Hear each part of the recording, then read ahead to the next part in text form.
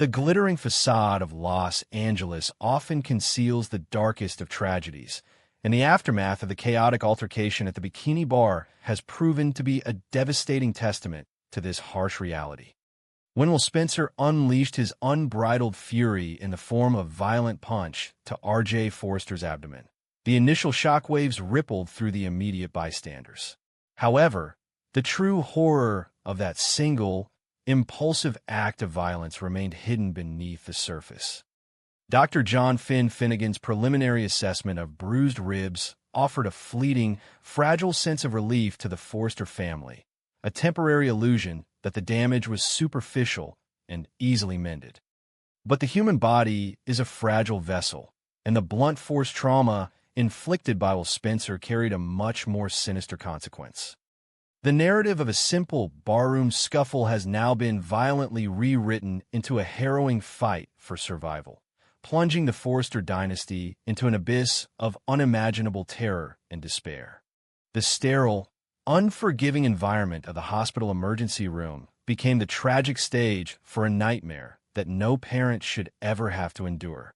As RJ's condition rapidly and inexplicably deteriorated, the illusion of safety shattered into a million jagged pieces. The medical monitors, previously humming with a steady, reassuring rhythm, suddenly erupted into a cacophony of frantic alarms, signaling a catastrophic systemic failure within the young designer's body. Dr. Finnegan, transitioning instantly from a concerned brother-in-law to a desperate medical professional, rushed to uncover the terrifying truth behind RJ's sudden collapse. The discovery was nothing short of horrifying. The initial diagnosis was tragically incomplete. The sheer force of Will's punch had caused a catastrophic rupture of RJ's spleen, leading to severe, life-threatening internal bleeding. The blood that was meant to sustain him was now pooling dangerously within his abdomen, suffocating his vital organs and draining the life from his vibrant spirit. The gravity of a ruptured spleen cannot be overstated, especially when accompanied by such massive internal hemorrhaging. For Dr. Finnegan, the realization of the sheer magnitude of the trauma struck with the force of a physical blow. He was no longer just treating a standard patient. He was fighting desperately to save the life of his wife's beloved brother, the golden boy of the Forrester family. The weight of this immense responsibility settled heavily upon his shoulders as he commanded the emergency medical team with a terrifying urgency. Every passing second was a drop of blood lost, a fraction of a heartbeat closer to an unthinkable tragedy. The medical decision was immediate and absolute. RJ required emergency surgery, a desperate midnight intervention to stop the bleeding and repair the catastrophic internal damage before his body completely surrendered to the overwhelming trauma. The visceral visual of R.J. Forrester being frantically wheeled down the stark, fluorescent-lit corridors of the hospital is an image that will forever be seared into the collective memory of his grieving family. He was no longer the confident, talented young man who had just begun to carve out his own legacy at Forrester Creations alongside his legendary grandfather. He was a fragile, broken soul, his skin deathly pale, his breathing shallow and dangerously erratic. The severe loss of blood had plunged him into a deep, unresponsive coma, a biological protective mechanism of a body pushed to the absolute brink of death. The squeaking wheels of the medical gurney echoed like a death knell through the silent halls, a chilling soundtrack to the frantic race against time. The heavy doors to the operating room swung open, swallowing the young heir into a realm of surgical steel, blinding lights, and desperate prayers, leaving his family stranded in a purgatory of agonizing uncertainty. For Brooke Logan Forrester, the sight of her precious son hovering on the precipice of death triggered a total and devastating psychological collapse. The maternal bond, arguably the most powerful force in the universe, was being violently stretched to its absolute breaking point. Brooke has weathered countless storms, survived massive public scandals, and fought fiercely for her place in the world, but absolutely nothing could have prepared her for the visceral, soul-crushing agony of watching her child slip away into the darkness. As the operating room doors closed, sealing RJ away from her desperate grasp, Brooks carefully maintained composure, shattered completely. She collapsed into a vortex of raw, unadulterated grief, her tears flowing not just in profound sorrow, but in a paralyzing, suffocating terror.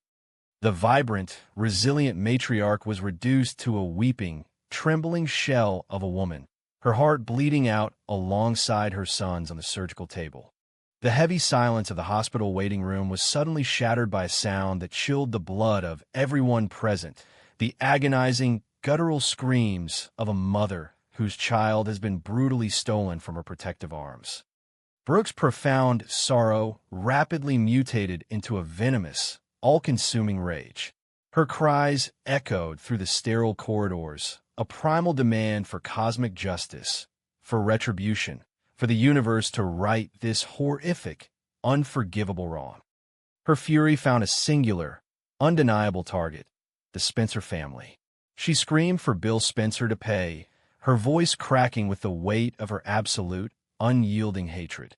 In Brooks' tear-filled eyes, Will's violent act was not an isolated incident of youthful indiscretion. It was the poisonous fruit of the Spencer legacy, a manifestation of the ruthless, destructive nature that Bill Spencer had cultivated and celebrated his entire life. She demanded that the Spencer patriarch bear the ultimate responsibility for the innocent blood that now stained his son's hands. The agonizing irony and tragedy of Brooks' explosive rage are deeply rooted in the complex, intertwined history of these two powerful Los Angeles families.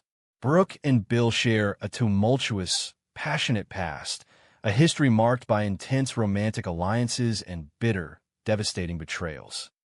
But this specific moment transcended any past romantic entanglement or petty corporate rivalry. This was a direct, violent attack on her flesh and blood. The fact that the violence was perpetrated by Will, a young man who is intrinsically linked to her own sister, Katie, added a sickening, complicated layer to the tragedy. However, in the blinding, searing light of a mother's grief, family ties and past affections instantly evaporated. Brooks' screams were a declaration of absolute condemnation, a solemn vow that the Spencer name would forever be synonymous with the near destruction of her beloved son. She wanted Bill to feel the agonizing terror that was currently ripping her soul apart.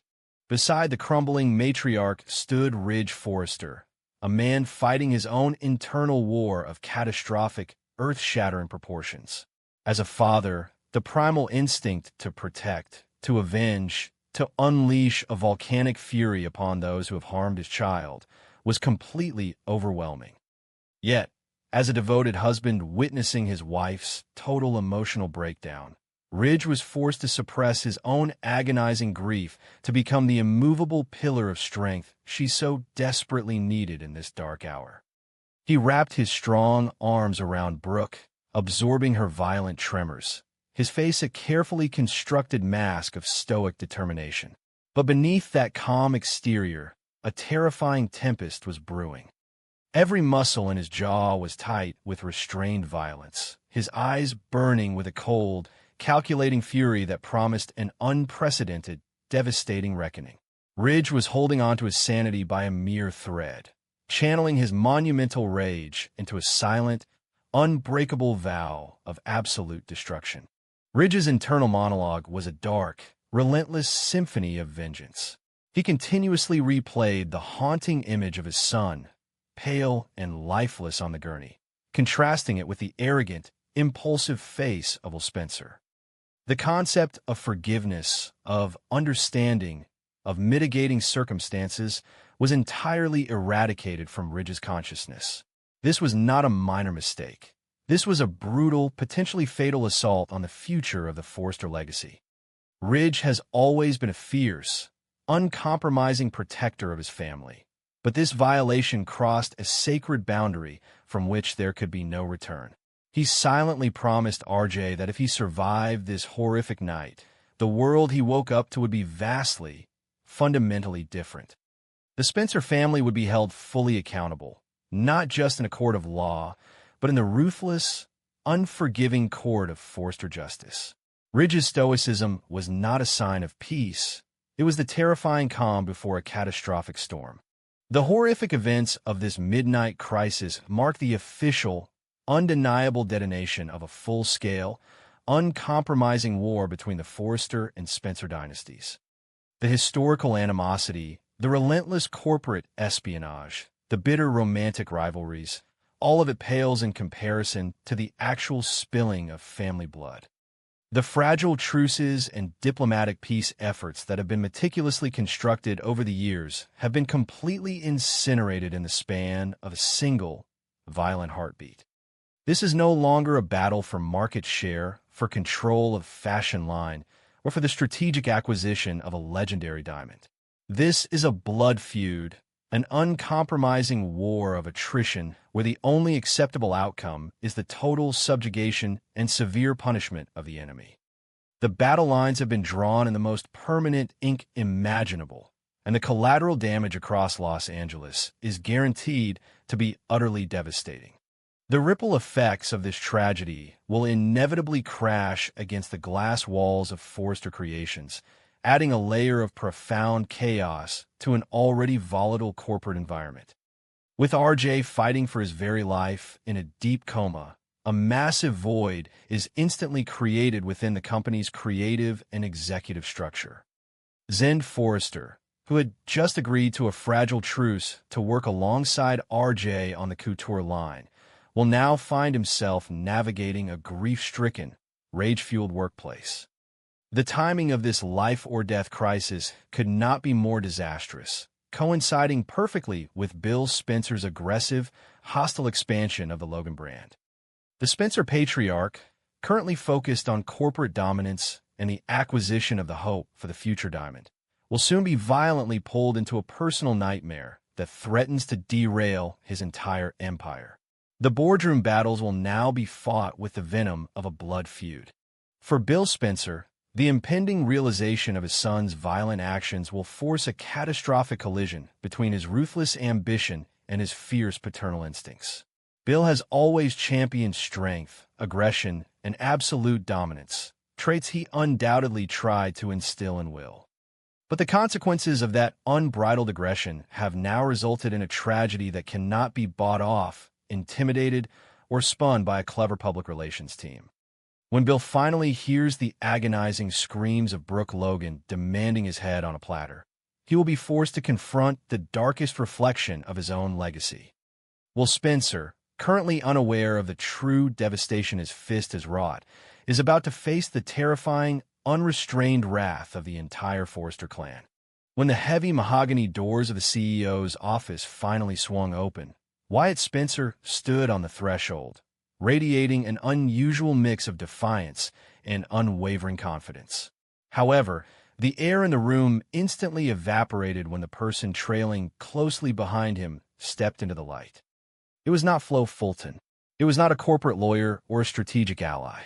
It was Shauna Fulton, sweeping into the room with the undeniable swagger of a woman who had just conquered the world. Shauna's presence alone was enough to send a jolt of pure electricity through the room, but it was her demeanor that truly paralyzed Bill and Liam. She did not look like a woman seeking a favor, nor did she resemble the opportunistic outsider they had always perceived her to be. Shauna moved with a regal, untouchable grace, her eyes gleaming with a triumphant fire that immediately set off every alarm bell in Bill Spencer's highly calibrated mind. Before either Bill or Liam could articulate a single syllable of their profound confusion, the unthinkable happened. Shauna walked directly up to Wyatt, a predatory yet fiercely affectionate smile playing on her lips, and kissed him passionately right in front of his father and brother. It was not a greeting between old acquaintances, nor was it a fleeting moment of misplaced affection. It was a kiss of absolute possession, a bold and undeniable declaration of intimacy that left the Spencer patriarch and his eldest son entirely speechless. As Shauna pulled away, she casually raised her left hand to brush a stray lock of hair from Wyatt's face, purposefully catching the ambient light of the office.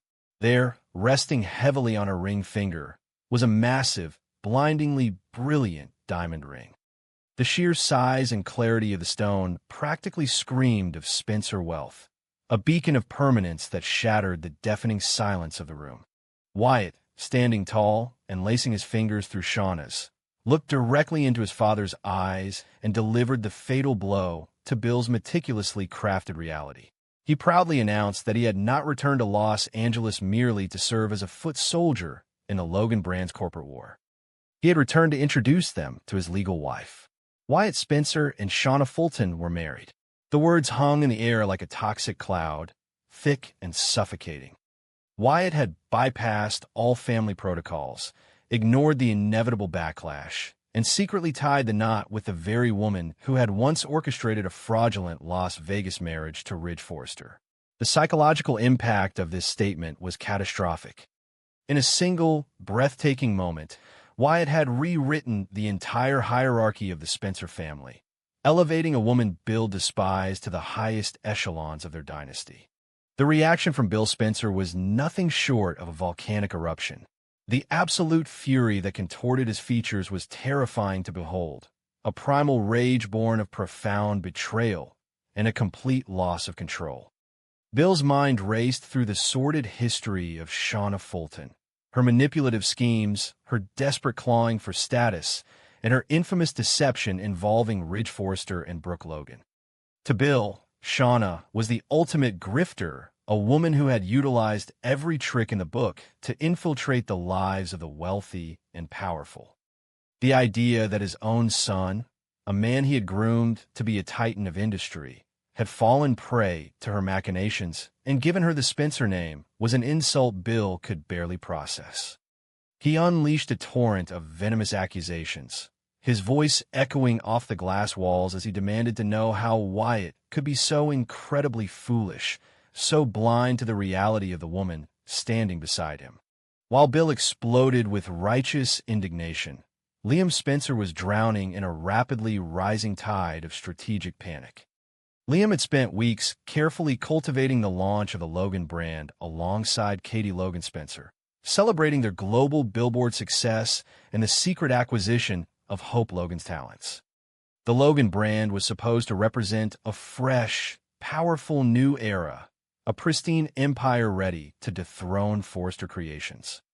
Now, Liam looked at Shauna, a woman with a history of scandal and a direct, antagonistic link to Brooke and the Forresters, and saw nothing but a catastrophic public relations nightmare. Liam feared that Shauna's sudden elevation to the status of Spencer wife would drag the newly formed Logan empire through the mud, tainting their pristine image with the stench of tabloid gossip and unresolved vendettas. He could already see the headlines, the vicious rumors, and the inevitable fallout that would threaten everything they had built. However, Shauna Fulton was no longer the marginalized outsider willing to be cowed by Bill Spencer's booming voice. Standing her ground with calculated audacity, Shauna looked the Spencer patriarch dead in the eye and declared her new reality. She was no longer a woman on the fringes, looking in through the glass. She was Shauna Spencer, a legitimate, legally bound member of one of the most powerful families in the world. With a chilling calmness that only infuriated Bill further, Shauna announced that she fully intended to claim her rightful place at the table. She was not going to be